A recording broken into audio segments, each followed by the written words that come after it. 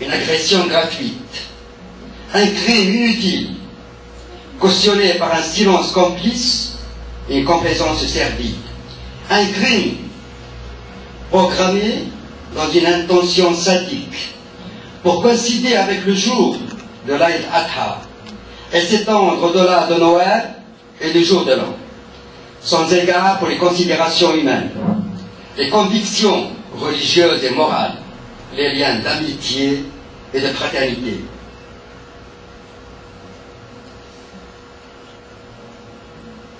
Les expulsés d'Algérie ont commis l'impardonnable erreur de rester en Algérie après le recouvrement de son indépendance le 16 juillet 1962.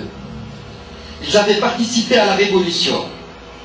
Ils s'étaient mobilisés pour lutter contre l'organisation armée secrète, OAS. Ils avaient souscrit à la caisse de solidarité nationale après l'indépendance. Ils pensaient sincèrement appartenir à ce pays qui les a vus naître et qui a vu naître leurs parents. Ils croyaient avec une douce naïveté à l'expression « le peuple marocain frère ». Jusqu'à ce que le régime les réveilla un matin de décembre aux couleurs de l'oppression et au goût amer de l'injustice. Un matin où la femme enceinte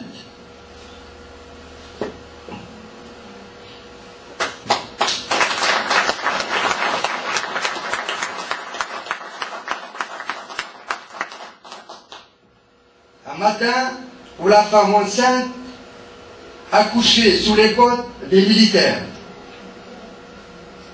et le nourrisson étouffé sous leur arrogance.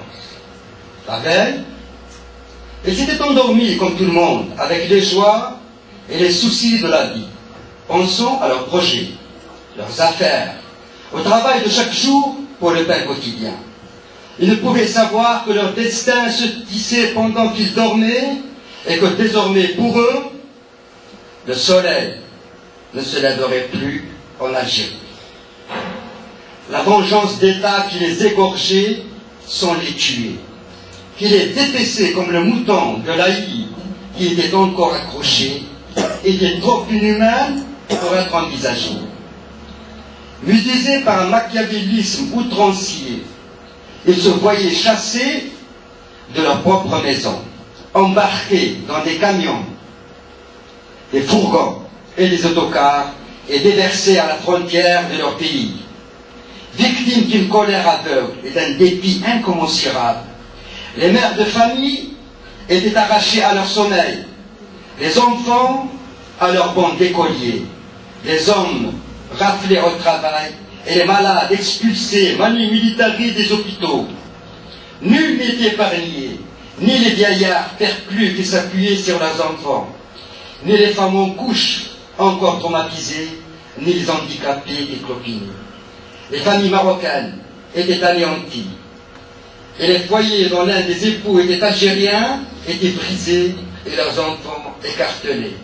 La fureur qui s'abattait sur les populations civiles ne distinguait plus les Marocains des Algériens, comme si la soif de faire souffrir s'abreuvait de la diversité des victimes. Merci.